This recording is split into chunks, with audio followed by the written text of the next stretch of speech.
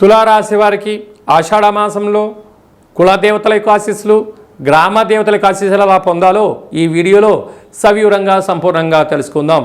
తులారాశిలో ఏ ఏ నక్షత్రాలు వస్తాయి అనగా చిత్తా నక్షత్రంలోని 3వ పాదం, 4వ పాదం, స్వాతి నక్షత్రంలోని 4 పాదాలు, విశాఖ నక్షత్రంలోని 1, 2, 3 పాదములు కలిపితే తులారాశి.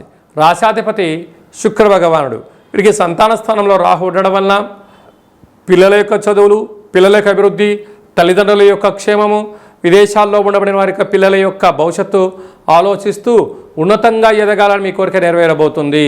అదే కాకుండా నూతనంగా వివాహమైన వారికి పుత్రిక సత్సంతానం కోసం ప్రయత్నం చేసినట్లయితే సంపూర్ణమైన విజయం మీ సొంతం అవుతుంది. 6వ స్థానంలో శని భగవానుడు ఉండడం వలన రుణ సమస్య, రోగ సమస్య, శత్రు సమస్య లోపల మిమ్మల్ని వెంటాడే పరిస్థితి ఉంటుంది.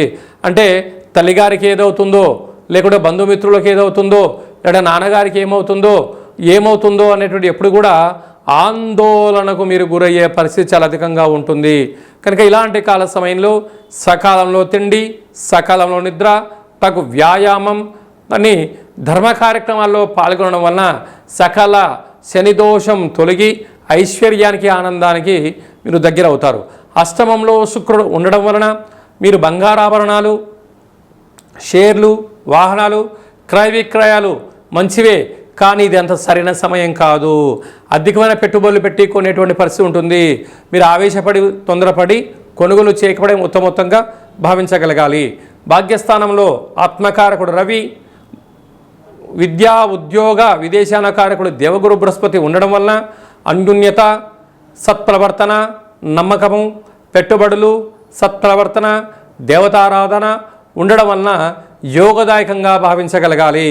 రాజ్యస్థానంలో బుధుడు ఉండడం వలన పెట్టుబడులు ఆకర్షించడం, వృత్తులలో, ఉద్యోగాల్లో, వ్యాపారంలో సత్ప్రవర్తన ఉండడము, ధర్మ మార్గంగా ఉండగలిగినట్లయితే మీ యొక్క వ్యాపారము గ్రామ, రాష్ట్ర, దేశ, ప్రపంచ స్థాయి వరకు విస్తరింపజేసే పరిస్థితి చాలా అధికంగా ఉంది.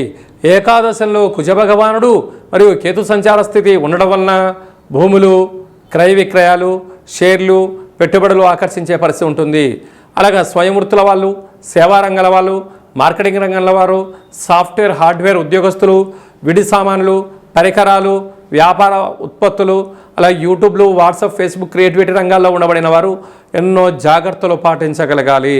ఇలాంటి కాల సమయంలో కులదేవతల యొక్క ఆశీస్సులు, గ్రామదేవతల యొక్క ఆశీస్సులు పొందగలగాలి అన్నట్లయితే అమ్మవారికి వీలైనంత తెలుపు రంగు వస్త్రాలతో సమర్పించడం, తెలుపు రంగు పువ్వులతో అర్చన చేయడం, విభూతితో అర్చన చేయించడం, పెరుగన్నంతో కూడుకున్నటువంటి పాయసంతో కూడుకున్న పదార్థాన్ని నైవేద్యంగా పెట్టి భక్తులకు ప్రసాదంగా పంచగలిగినట్లయితే రుణ సమస్య, రోగ సమస్య, అంతర్గత సమస్య, బహిర్గత సమస్యలను తొలగిపోయి మనశ్శాంతిగా ఉంటూ ఆయురారోగ్యాలన్నీను కూడా ఈ యొక్క తులారాశి వారు సొంతమవుతాయని చెప్పి కూడా గమనించాలి.